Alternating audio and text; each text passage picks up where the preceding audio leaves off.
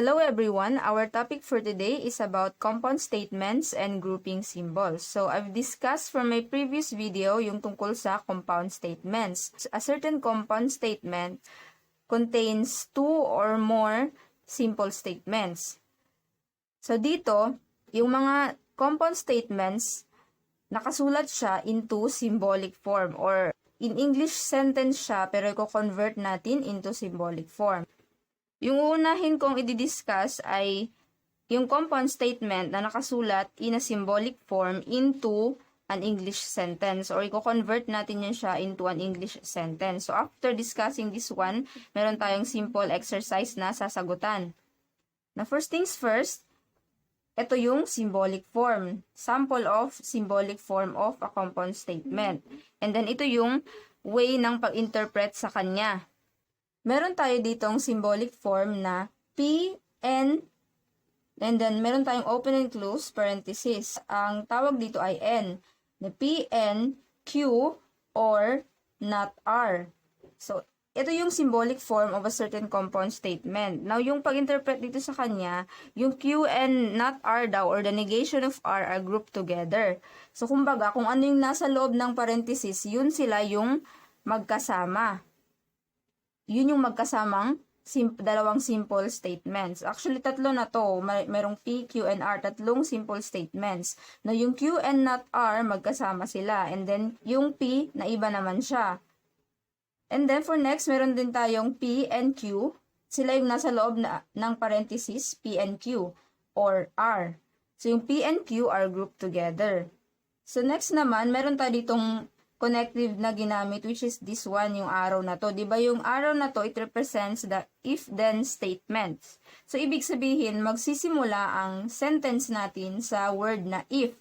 So, yung if natin magsimula sa ganito. If P and not Q, then R or S. Ganon yun. So, bali apat. Meron tayong apat na simple statements. So, yung sabi dito, P and not Q are grouped together kasi nasa isang parenthesis sila. And then, R and S are also grouped together kasi nasa isang parenthesis naman sila. Pinaghiwalay lang sila ng connective na, yung if-then na symbol. So, let's apply this sample or this topic sa ating simple exercise na gagawin. Now, let's do this simple exercise. Ang sabi dito, write each symbolic statement as an English sentence. So, meron tayong 5 simple statements. Meron tayong P, Q, R, S, at saka T na statement. For example, for number 1, sinabi dito na P or R and Q. Pero yung P at saka yung statement na R ang nasa loob ng parenthesis. Tapos yung Q yung nasa labas. So, ibig sabihin, yung P at saka R ay magkasama yan sila na statements. Magkasama sila. Yung P or R. So, paano nga ba ito siya ita-translate into a statement or English sentence? So, unang-una, di ba yung connectives nila ay or at saka N. Now, since ito yung nauna or ito yung nasa loob ng parenthesis, unahin muna natin to, which is itong P, Taylor is a singer. Sulat mo lang na Taylor is a singer.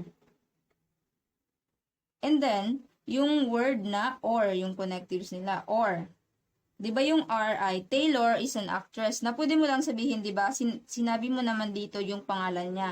Of course, yung statement na to ay tungkol lahat kay Taylor. So, pag sinabi mo ditong Taylor is a singer, pwede mo lang sabihin, or an actress para hindi na redundant yung pangalan ni Taylor. Now, ano yung ibig sabihin ng parenthesis na yan? So, yung meaning lang talaga ng parenthesis na yan ay to show kung ano yung statement na magkasama. So, for this one, P at saka yung R na statement, sila yung magkasama. So, Taylor is a singer or is an actress and then comma. After ng comma, yung connective na N. So, N.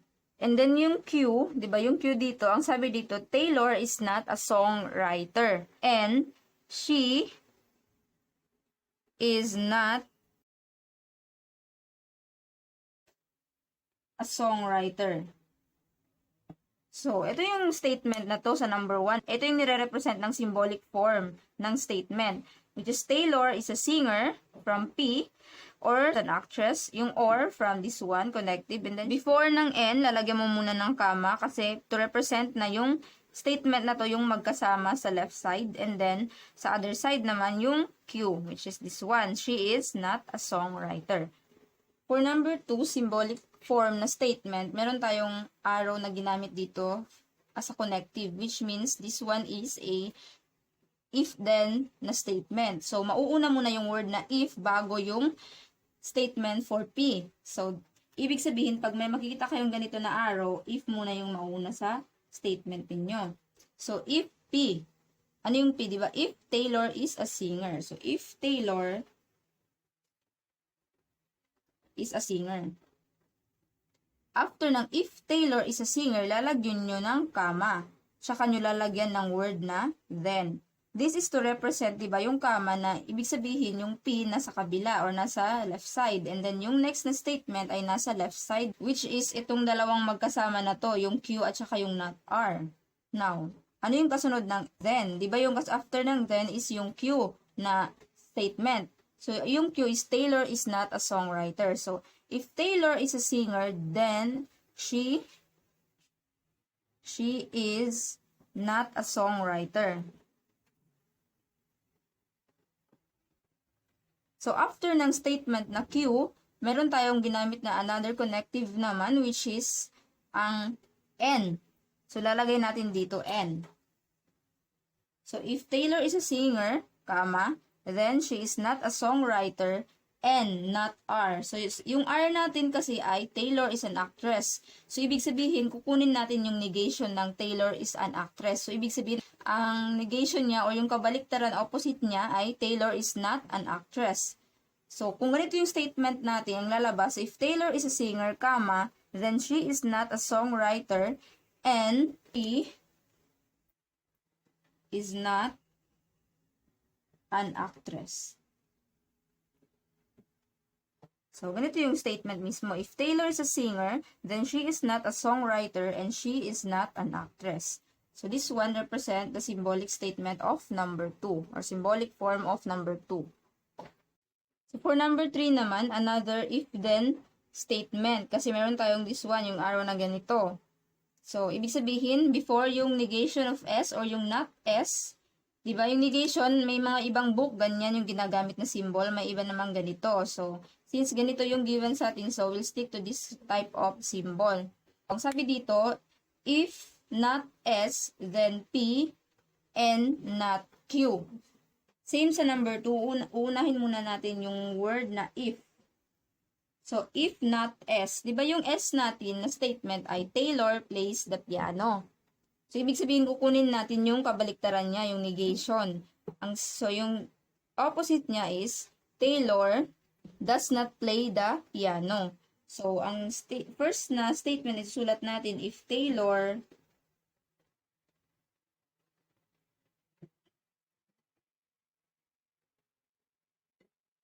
yung first statement natin, if Taylor does not play the piano, comma, lalagyan mo muna ng comma bago mo isusulat yung word na then. Yung magkasama kasi na statement ay P at saka yung not Q.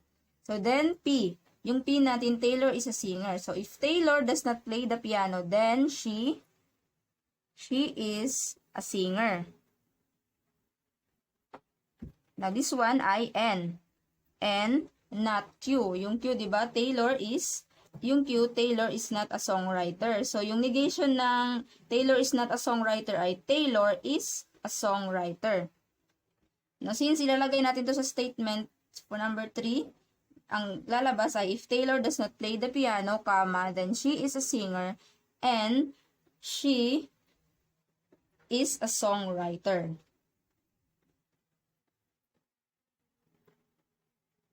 So, yung negation ng statement Q, diba? Yung statement Q is not a songwriter. So, yung negation niya ay is a songwriter. So, if Taylor does not play the piano, comma, then she is a singer and she is a songwriter. For number 4, meron tayong if-then statement ulit. Kasi nakikita nyo itong arrow. Ito yung nagko-connect ng compound or ng mga simple statements. So, itong dalawang to, magkasama sila, yung S at saka yung not Q. And then, sa right side naman yung T, yung other side. So, dito sa S, di ba since if statement, if then statement to, so unahin mo muna yung word na if. So, if S, so yung S natin di ba is Taylor plays the piano. So, if Taylor plays the piano, tapos yung word na N, kasi yung N yung nagko-connect sa kanila ng negation of P, yung negation of Q or not Q. So, if Taylor plays the piano and not Q. So, yung not Q is Taylor is a songwriter. So, and she is a songwriter. And then, comma. Bago mo isulat yung word na then. Diba? Yung comma kasi yung maghihiwalay sa kanila. Statement na to. So, if Taylor plays the piano and she is a songwriter, then T. So, yung T natin, Taylor does not play the guitar. So, then, she does not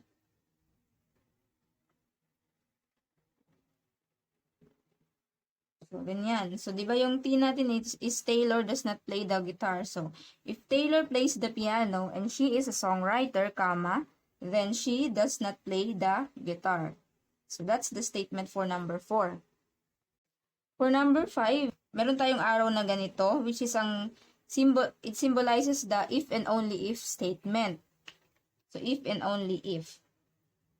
Now, given sa atin ay R and P. Sila yung magkasama na dalawang simple statement, yung R and P. If and only if Q. So, unahin muna natin isulat yung R, which is Taylor is an actress.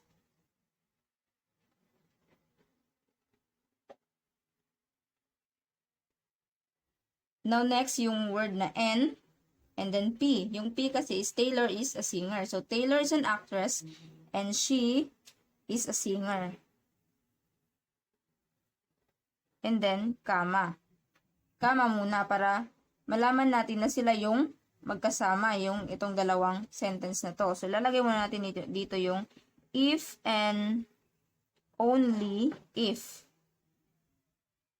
Yung if and only if, after ng symbol na to ay Q. So, yung Q natin is Taylor is not a songwriter. So, magiging ganito ang statement. Taylor is an actress and she is a singer, comma, if and only if she is not a songwriter.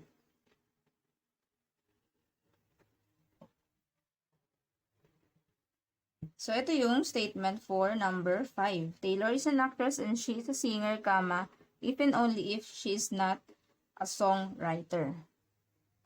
For our number 6 symbolic form na statement, meron tayong if and only if also again na statement. So, T, if and only if, not R, and not P. So, yung T natin, di ba? Taylor does not play the guitar.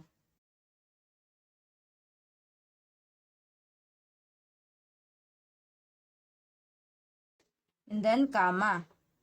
If and only if. Na yung next ay not R, which is negation of R. So, if and only if she is not an actress. And not P. Yung P natin, Taylor is a singer. So, magiging Taylor is not a singer. Or, and if and only if she is not an actress and she is not a singer. So, Taylor does not play the guitar if and only if she is not an actress and she is not a singer. So, ang next topic natin ay ang English sentence into a symbolic form. Although na-discuss ko na, doon pa lang sa given exercise natin yung paglagay ng comma, pero i-discuss ko again kung paano talaga siya, kung paano talaga nilalagyan ng comma yung sentence. So, for this example, meron tayong English sentence sa left side, and then sa right side, meron tayong the comma indicates that P, comma, and Q or not R. Kung anong sentence or anong statement yung magkasama, malalaman mo, depende sa pagkalagay ng comma. This one. So, Since ang comma, di ba P, tapos comma. Ibig sabihin yung P na naiba yan siya. Nasa left side siya.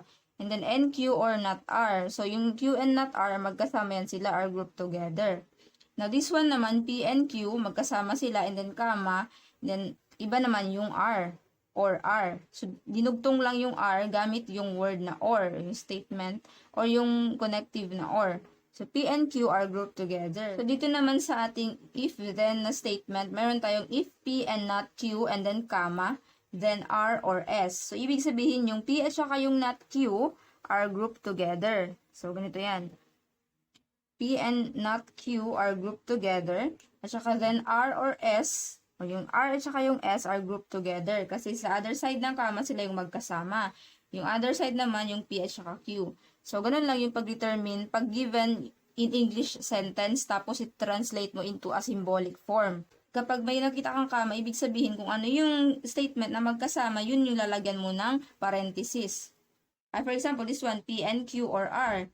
So, this means that yung P at saka Q, ganyan, P and Q. Or R, yung or, ganyan. So, ganito yung symbolic form ng English statement na to or English sentence. We'll have a simple exercise na yung from the English statement or English sentence, i-translate natin into a symbolic form.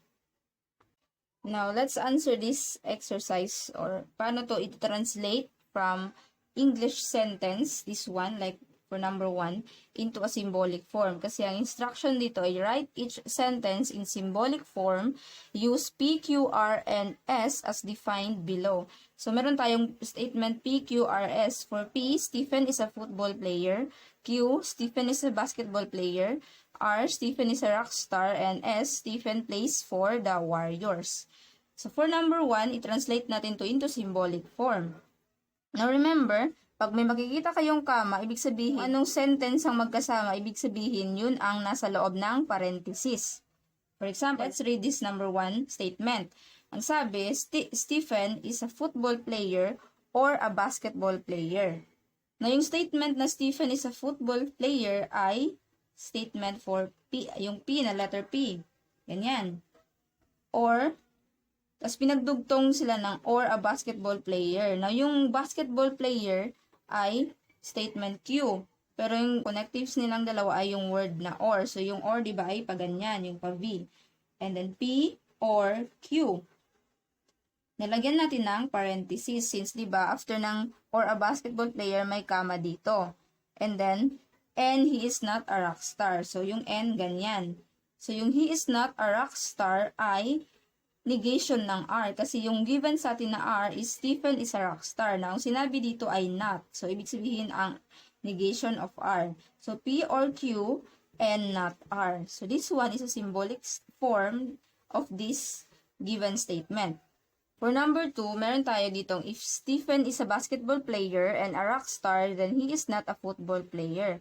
So, ang statement na to ay if-then statement. Ibig sabihin, gagamit tayo ng ganitong klaseng arrow. And then, pero yung unahin muna natin yung first statement, which is Stephen is a basketball player, which is statement for Q.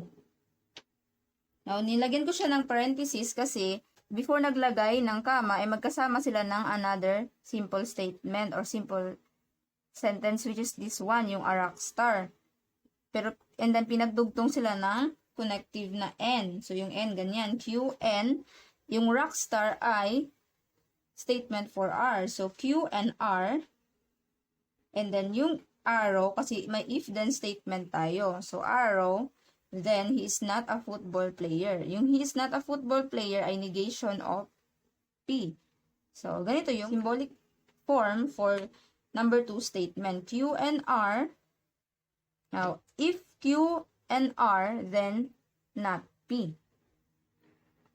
So, for number 3 statement, ang sabi dito, Stephen is a basketball player, comma, if and only if he is not a football player and he is not a rock star. So, yung first statement ay a basketball player, which is Q. Now, if and only if. So, yung ganitong arrow. And then, open parenthesis kasi after ng comma, yung if and only if, dalawang simple statement. He is not a football player ay negation of P. And N, yung ganyan na symbol, he is not a rock star. He is not a rock star ay negation of R. So this one ay ang symbolic statement for number 3. Q if and only if not P and not R. So for number 4, meron tayong if-then statement. Yung first statement ay if Stephen plays for the Warriors. So yung Stephen plays for the Warriors ay statement ng S. And lalagyan natin ng arrow na ganyan to symbolize the if-then statement. Kasi yung magkasama na sentence ay yung he is a basketball player ay Q and he is not a football player. So not a football player ay negation of P. So ito yung symbolic statement or symbolic form ng given statement. If S, then Q and not P. So that's it guys. I hope you've learned something from this tutorial. Please don't forget to like this video and subscribe to my channel for more tutorial updates about mathematics in the modern world. Thank you for watching.